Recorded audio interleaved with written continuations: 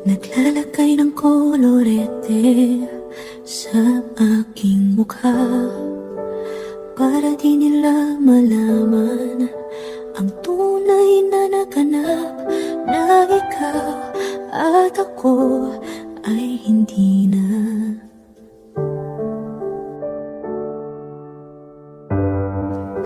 Iniensayo pang mga ngiti para di halata. Damdamin ko'y pinipigil, sa loob umiiyak, dahil ikaw at ako ay hindi na. At ang hirap, magpapanggap pa ba ako na ako ay masaya, kahit ang totoo ay talagang wala ka na. At kung bukas, pagmulat ng aking mata, may mahal ka na iba, wala na akong magagawa. Di ba?